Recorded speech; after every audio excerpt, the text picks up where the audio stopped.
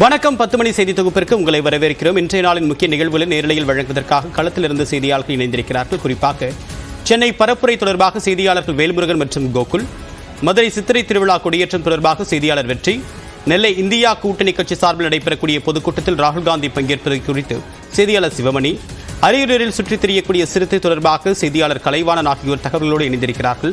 இவர்களுடன் பேசுவதற்கு முன்னதாக இந்த நேரத்திற்கான தலைப்புச் செய்திகளை பார்க்கலாம்.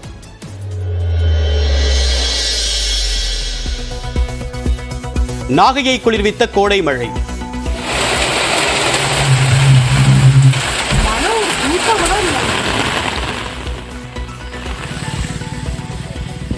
ராமநாதபுரத்திலும் மழையால் வெப்பம் தணிந்து குளிர்ச்சியான சூழல்.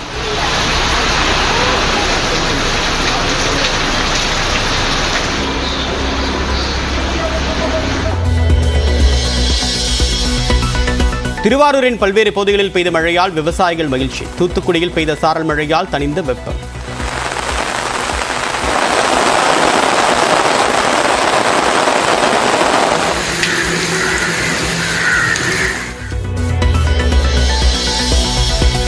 தெற்கு மற்றும் மேற்கு தமிழ்நாட்டில் அடுத்த 5 நாட்களுக்கு மழை பெய்ய வாய்ப்பு. தூத்துக்குடி, விருதுநகர், மதுரை, கன்னியாகுமரி உள்ளிட்ட பகுதிகளில் மழை பெய்யக்கூடும் என்று வானிலை ஆய்வாளர் பிரதீப் ஜான் கணிப்பு.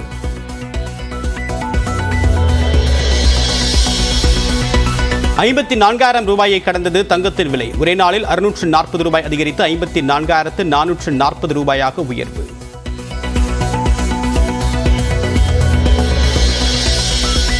தேர்தல் பரப்புரைக்காக இன்று தமிழ்நாடு வருகிறார் உள்துறை அமைச்சர் அமித்ஷா.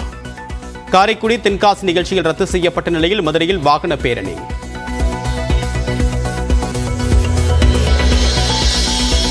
காங்கிரஸ் கட்சியின் மூத்த தலைவர் ராகுல் காந்தி நெல்லையில் இன்று தேர்தல் பிரச்சாரம். கோவையில் நடைபெறக்கூடிய பொதுக்கூட்டத்தில் முதலமைச்சர் மு க ஸ்டாலினுடன் ஒரே மேடையில் வாக்கு சேகரிக்கிறார்.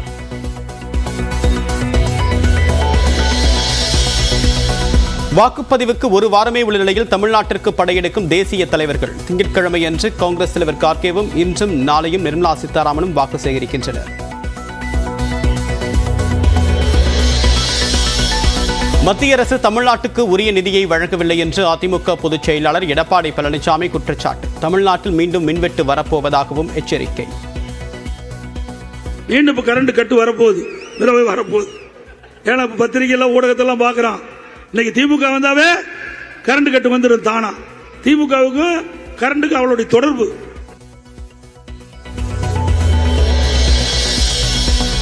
ஒக்கி புயல் பாதிப்பை பார்வையிட வந்த பிரதமர் வெறும் புகைப்படம் மட்டுமே எடுத்துக் கொண்டதாக உதயநிதி விமர்சனம். மழை வெள்ள பாதிப்பிலிருந்து நெல்லை மாவட்டத்தை திமுக அரசுதான் மீட்டதாகவும் பேச்சு. முதலமைச்சர் களத்துக்கு வந்தாரு, அமைச்சர் களத்தில் இருந்தோம். பிரதமர் வந்து பார்த்தாராமா, ஒரு ஆறுதலாக சொன்னாரா?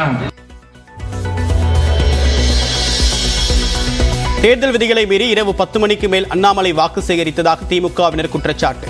காவல்துறையிடம் முறையிட்ட திமுகவினர் மீது பாஜகவினர் தாக்குதல் நடத்தியதால் பரபரப்பு.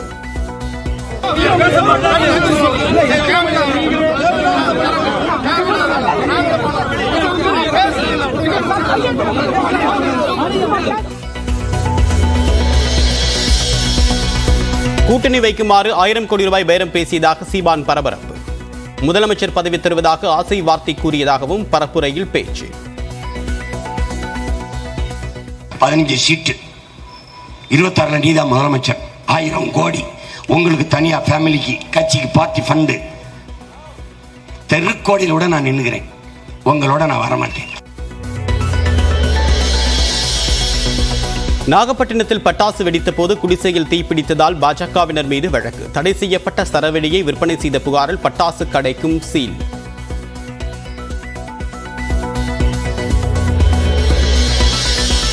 அரியலூர் மாவட்டத்தில் அரசு மருத்துவமனை வளாகத்திற்கு சிறுத்தை புகுந்ததால் பரபரப்பு.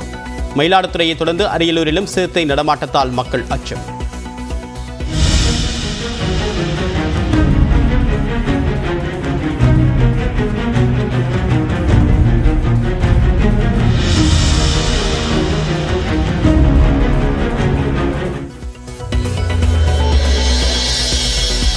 வெப்ப அலையை எதிர்கொள்வதற்காக செய்யப்பட்டுள்ள ஏற்பாடுகள் என்ன? பல்வேறு துறை சார்ந்த அதிகாரிகளுடன் ஆலோசனை நடத்திய பிரதமர் நரேந்திர மோடி.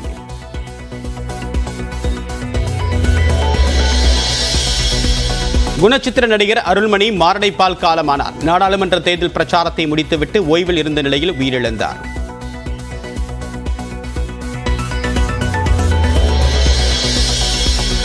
பெங்களூரு அணிக்கு எதிரான IPL போட்டியில் 7 விக்கெட் வித்தியாசத்தில் மும்பை அணி அபார வெற்றி. இம்பாக்ட் பிளேயராக களமிறங்கி வெற்றிக்கு உதவிய சூரியகுமார்.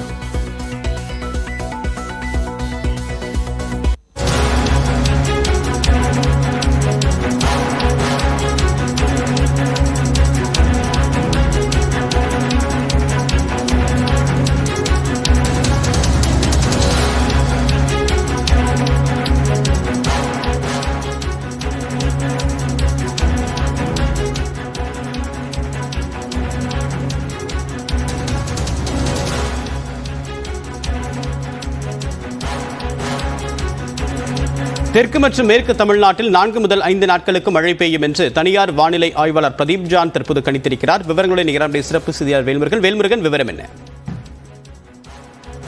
சிவபிரியன், தமிழ்நாட்டில் அடுத்த 4 அல்லது 5 நாட்களுக்கு தெற்கு மற்றும் மேற்கு பகுதிகளில் இடியுடன் கூடிய மழை பெய்யும் என்று தனியார் வானிலை ஆர்வலர் பிரதீப் ஜான் கணித்திருக்கிறார். ஏற்கனவே சென்னை வானிலை ஆய்வு மையமும் அடுத்த 4 முதல் 5 நாட்களுக்கு மழை பெய்யக்கூடும் என்று தெரிவிக்கப்பட்டிருந்த சூழ்நிலையில் தற்பொழுது தனியார் வானிலை ஆர்வலரும் அடுத்த 4 நாட்களுக்கு தமிழ்நாட்டில் மழை இருக்கும் என்று தெரிவித்திருக்கிறார். கடந்த 10 நாட்களுக்கு மேலாக பல்வேறு இடங்களில் 100க்கும் அதிகமான பாரன்ஹீட் வெயிலின் தாக்கம் இருந்த சூழ்நிலையில் தற்பொழுது இது ஒரு தமிழ்நாட்டு மக்களுக்கு ஒரு குளிர்ச்சியான செய்தி என்றுதான் சொல்ல வேண்டும். தெற்கு மற்றும் டெல்டா பகுதிகளில் அதிகப்படியான மழைக்கு வாய்ப்பு இருக்கிறது. கேரளாவை ஒட்டி இருக்கக்கூடிய தமிழ்நாட்டின் பகுதிகளில் அதிகப்படியான மழைக்கு வாய்ப்பு இருக்கிறது. சென்னையை பொறுத்தளவிற்கு மழை பெய்யவில்லை என்றாலும் அதிகப்படியான வெப்பம் குறைவதற்கு வாய்ப்பு இருப்பதாகவும் தனியார் வானிலை ஆர்வலர் தெரிவித்திருக்கிறார். தூத்துக்குடி, ராமநாதபுரம், நெல்லை, கன்னியாகுமரி, தென்காசி, விருதுநகர், தேனி, கொடைக்கானல், வால்பாறை, நீலகிரி, மதுரை, சிவகங்கை, புதுக்கோட்டை உள்ளிட்ட இடங்கள்ல அடுத்த 4 முதல் 5 நாட்களுக்கு அதிகப்படியான மழைக்கு வாய்ப்பு இருக்கும். வெப்பச்சலனம் காரணமாக இந்த மழை பெய்யக்கூடும் என்றும் அதிக வெப்பம் படிப்படியாக குறைந்து தமிழ்நாட்டில் அடுத்த 4 நாட்களுக்கு குளிர்ச்சியான சூழ்நிலை நிலவும் என்றும் தனியார் வானிலை ஆர்வலரான பிரதீப் ஜான் கணித்திருக்கிறார். தேவப்பிரியன், உங்களுடைய விரிவான தகவலுக்கு நன்றி சடையாண்டி.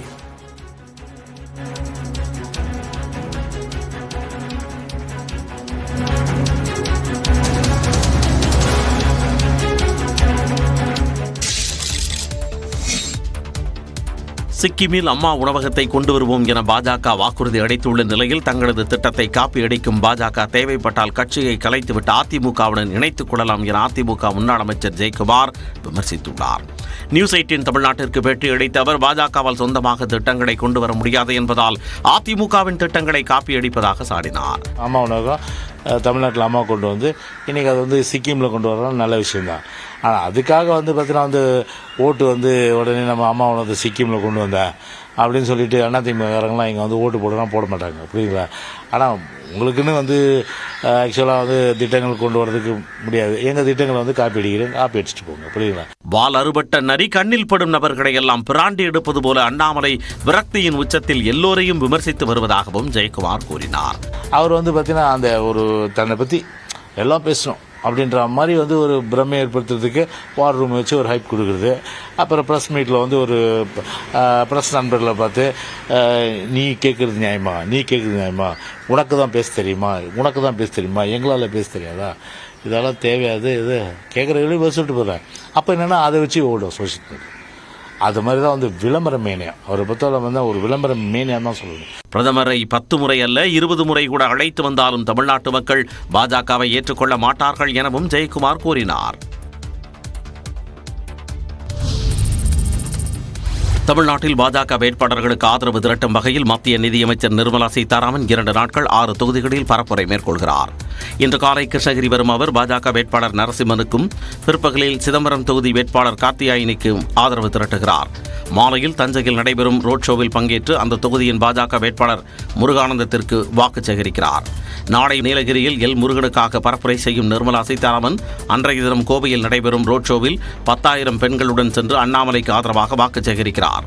மேலும் மாலையில் பொள்ளாச்சியில் பாஜக வேட்பாளர் வசந்தராஜனுக்கு ஆதரவாக நிர்மலா சீதாராமன் பிரச்சாரம் மேற்கொள்கிறார்.